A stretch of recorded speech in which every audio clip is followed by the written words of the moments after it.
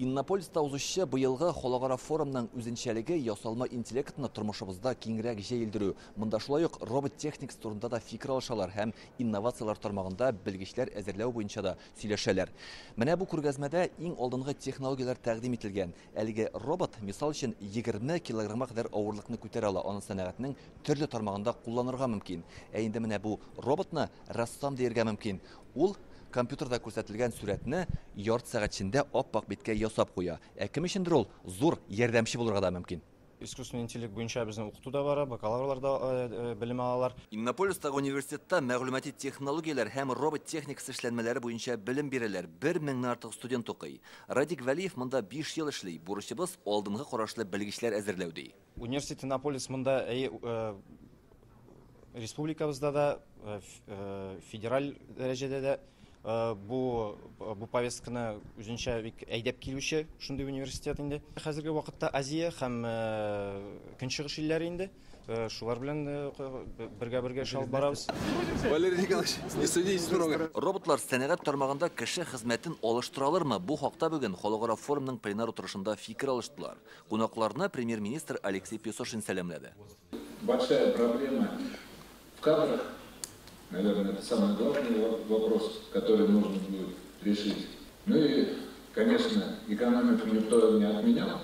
Есть задача довести количество роботов на количество работающих. Но, опять же, да, то есть самое главное, чтобы от этого не страдала себестоимость, чтобы была занятость людей. Поэтому эта задача достаточно комплексная. Форумга Россиянең сәнәгать һәм сәүдә министры да килгән. Ул ил дәрәҗәсендәге максатларны белгиләде. Аның әйтүенчә, хәзер сәнәгатьтә 10 000 эшче кешегә 19 робот туры килә.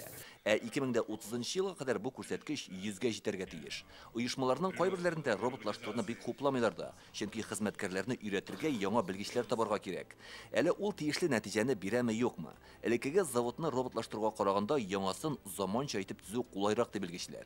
Перед нами стоит задача полностью локализовать производство, и все критические узлы должны производиться в нашей стране, потому что в противном случае мы здесь рискуем поставить под угрозу в целом реализацию этого федерального проекта. Алда торган бурычны үтәп чыгу өчен сәнәгатьтәге робот техникасы ил күләм проекты гамәлдә. Моның өчен федераль казнадан 130 миллиард сум акча бүлеп бирелә.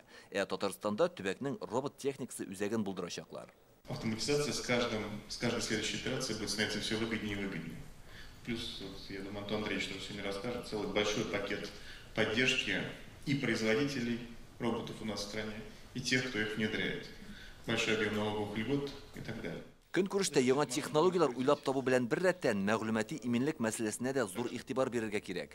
Бу тармакта тәҗрибә уртаклашу нияте белән бүген форум барышында кибер өйрәнү оештырганнар. Университет белгечләре онлайн платформада Белоруссия вәкилләре белән интернет аша ярыша. Им нужно расписать пошагово, как это все происходило. Иң мөһиме хаталанмаска дөрес итеп эш итәргә кирәк. Интернетта ниндидер һөҗүм булган икән, безнең белгечләр аны һәр яклап җентекләп тикшерәләр.